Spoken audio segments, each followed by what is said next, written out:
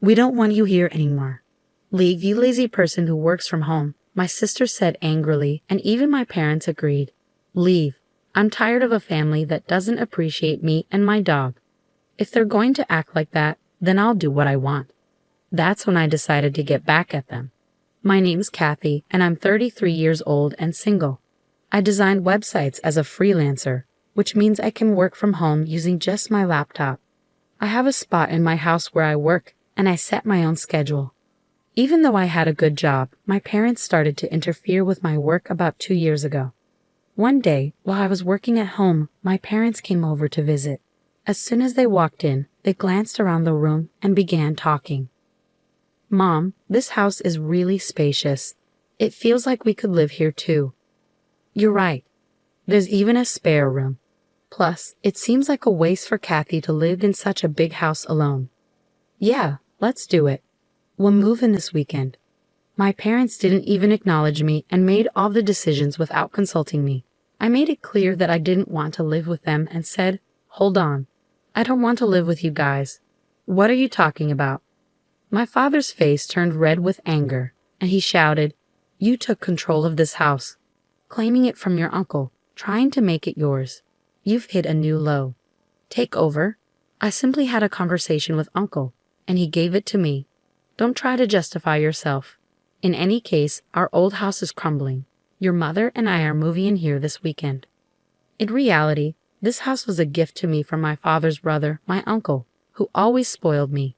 The ownership is still under my uncle's name, but he gave me permission to use it however I want. According to my father, our family home has deteriorated significantly, and it requires extensive renovations if we want to keep living there. My mother doesn't work, and my father's income isn't very high, so renovating the house isn't feasible for us. That's why they targeted the house I inherited from my uncle. I wasn't happy about it, but my parents had made up their minds to sell their own house and said they had nowhere else to go. I couldn't leave them stranded, so I reluctantly agreed to live with them. But as soon as they moved in, my parents started making sarcastic remarks. "Hey Kathy, you're in your 30s already, right? Don't you think about settling down and getting married? I'm content with my job at the moment. If you keep saying things like that, you'll just push any potential suitors away. Why don't you take a cue from your sister?" Well, my sister's marriage isn't exactly perfect, is it? But for now, I'm okay with how things are. At that point, my mother, who had been listening, chimed in. "Hey, don't speak ill of your sister like that. Unlike you, she's married and has a job at a company you know. I may not be married, but I'm doing just fine with my work too. You're always glued to your computer. Are you earning money through some sketchy methods?" Sketchy methods. I earn my living through honest work. There's no need to be concerned. How dare you talk back to your mother? You're nothing like your sister. That's how it went. My parents kept comparing me to my sister. Yes, she has a job at a company, but she's only a temporary worker in an office position. I don't mean to belittle temp jobs, but I certainly make more money than she does. I understand that my parents' generation may not fully understand the idea of working from home, but it was still painful to constantly feel underestimated. Then, one day, while I was preparing dinner instead of my usually idle parents, the doorbell rang unexpectedly. To my surprise, it was my sister Sandy carrying a lot of luggage. "Huh? Sandy, what's happening?" "It's been a while. Kathy, this might seem sudden, but I'll be staying in this house from now on." I was taken aback and blurted out, "Huh? What a big house. If Uncle was giving it to someone, it should have been me. Wait, hold on. You're moving and starting today?" I had no idea about this. "Didn't Mom and Dad tell you? I got divorced, you know." "Divorced. So I'll be relying on you from now on." Ignoring my surprise, Sandy went upstairs and claimed an empty room for herself. Despite my attempts to resist, my parents sided with Sandy, and I felt powerless to stop it. From that point on, my stress only grew. After her divorce, Sandy had quit her job and spent her days gossiping about me with our mother. "Hey Mom, you think this dress is cute?" "Oh, absolutely, Sandy. You look so pretty. It suits you perfectly." "Do you agree? It's definitely not something Kathy would wear, right?" "Well, Kathy is more on the simple side. That's probably why she's having trouble finding a job. She just stays home and plays online." "Mom, you can't just say things like that." As I was cooking dinner, they purposely made sure I could hear their conversation. I was itching to respond, but I knew that would just play into their hands. So no matter what they said, I kept living without reacting. Then, one day, a friend of mine had a litter of 4 puppies and I decided to adopt one of them. I named him Muffin. He's a small black chihuahua with the most adorable round eyes. Whenever he looks at me, he wags his tail so hard it seems like it might fall off. Having a chihuahua has been a dream of mine since I was young. Working from home can get lonely, so I thought Muffin could provide some much-needed company. From now on, your name is Muffin. Okay. Woof. I didn't really consult with my family when I decided to adopt Muffin. After all, this is my house, and I'm the one who will be taking care of all the expenses for him. So I don't see why they should have any complaints. When I brought Muffin home, as expected, my parents and Sandy started complaining. Hey, we didn't know you were getting a dog. That's right, dogs can be smelly, you know. I can't stand bad smells. Kathy, how could you just bring a dog home without talking to us first? We didn't agree to this. As they kept complaining, I firmly told them, firstly, I didn't just pick him up off the street. A friend gave him to me. Plus, I'm the one who's going to take care of all the expenses for Muffin, so there shouldn't be any problem. What I choose to have in my house is my business. If you have any complaints, you're welcome to leave. At first, they complained loudly, their faces red with anger. But within a few hours, they were completely won over by Muffin's cuteness and began showering him with affection. Aren't you just adorable? Are you mommy's boy or daddy's? Or maybe sis, look this way, sweetheart. Wait a minute, what happened to their anger from just a moment ago? Was it all just a dream? My entire family became completely enamored with Muffin. From then on, they were always doting on him. Because of this, their animosity toward me decreased, and I could enjoy relatively peaceful days. Then, one day, an incident shattered this calmness. While I was out running an errand, I got a call from my sister Sandy. Hello, come back home immediately. In response to my sister's sudden outburst, I asked what was wrong. She vented her frustration, yelling at me, "It's not what happened. Muffin made a mess on my clothes. What if they smell? Oh, just wash them quickly, and they'll be fine. Besides, isn't it your fault for leaving your clothes on the floor?" What? It's my fault? It's your lack of training, Muffin. That's to blame.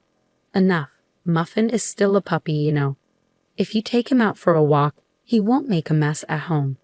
You said you were excited to walk Muffin today. Did you actually take him? Well, I was planning to take him later, and it's all because you didn't train him properly. Then you should compensate me for the clothes.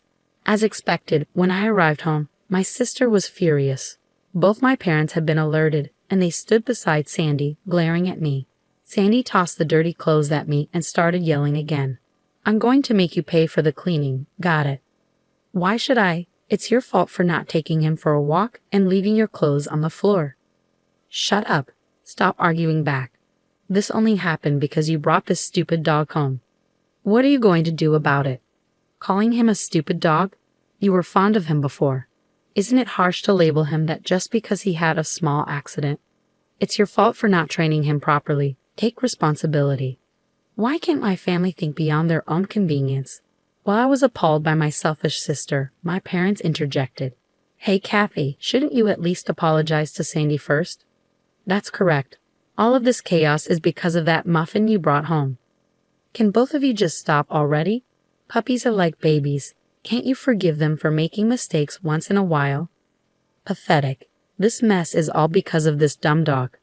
Kathy, you made the right choice by not getting married. If you were a mother, I doubt you'd raise a decent child. What? How could you say that? If you took him for walks properly and kept the house tidy, none of this would have happened. Finally, my sister raised her eyebrow and pointed at me, saying, I've had enough. I don't want you or this stupid dog here. Get out of this house. What? Didn't you hear what I said? I said, leave. We don't want a freeloader who works from home here. A freeloader who works from home? How can someone who's currently unemployed say such a thing? And who do they think is covering the household expenses? It's me.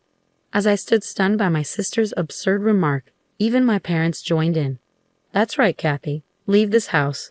Your presence only brings us bad luck. You're a jinx. All three of them kept insisting that I leave. In that moment, my anger boiled over. That's enough. I've had it. If this is how it's going to be, just wait and see. Fueled by a desire for revenge, I packed my belongings and left the house with Muffin. My sister's words only added to the tension. This is all because of you.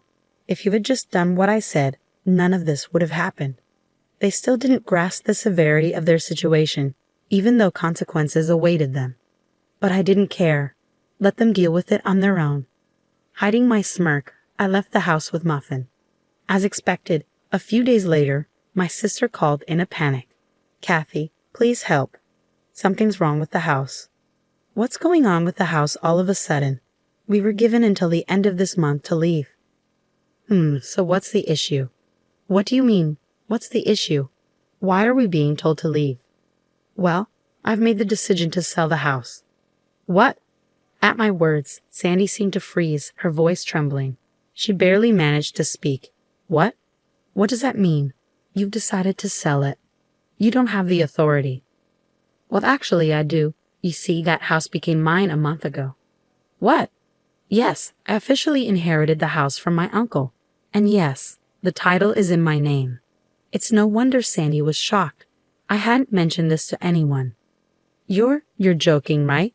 Even if Uncle transferred the title to you, you can't just sell it like that. I was concerned too, but right after you told me to leave, I spoke with Uncle. He confirmed that the house is now yours, Kathy. He said, do whatever you want. You should get away from that awful family as soon as you can. What? That can't be. Whether they had been listening to my conversation with Sandy on speakerphone or not, my parents began to protest. Kathy, stop this nonsense. We have nowhere else to go if we leave this house. That's correct. It's unthinkable to treat your own family like this. If you're a good daughter, show some respect to your parents. Respect? I questioned them quietly. What are you talking about? You've always favored Sandy over me. Who do you think has been supporting your lives for the past few years? You all had nowhere to go, so I reluctantly let you move in with me. With an unusually firm tone, my parents were left speechless. Without waiting for a response, I continued. Who treated me and Muffin like burdens and kicked us out? It was all of you, wasn't it? Trying to find happiness by forcing out the original resident is shameless. You people belong in hell. At my outburst, my father pleaded, please help us. We're sorry. I don't care. Figure it out on your own, you fools. With that, I hung up the phone with a loud click. Then, I blocked every family member's contacts. Seeing me raise my voice, Muffin looked up at me with a worried bark. I'm sorry, Muffin, for shouting. It's okay now. I'll protect you. I'm really glad I could rescue you from that family that treated you so poorly. Later on, it seems my parents and sister were forced to leave the house at the last minute despite their desperate attempts to cling to it. With my father's meager income and my unemployed mother and sister, it's unlikely they can lead a decent life. Rumor has it that my sister is constantly being pressured by my parents to find a job. Their family dynamics seem to be deteriorating by the day. Although I have no interest in how they're doing, it's clear that their living situation has worsened since I left. It's a classic case of getting what they deserve. They brought it upon themselves. Meanwhile, I'm enjoying my days filled with joy with my beloved dog in a new pet-friendly apartment. I can work whenever I please, and there's no one to complain about it anymore. I can use my earnings solely for myself and my dog. I'm incredibly content with my life now. Muffin, let's head to the dog park today. Woof. Muffin seems more lively. Maybe it's because that noisy family is gone. From now on, I want to protect Muffin for the rest of our lives and lead a peaceful existence.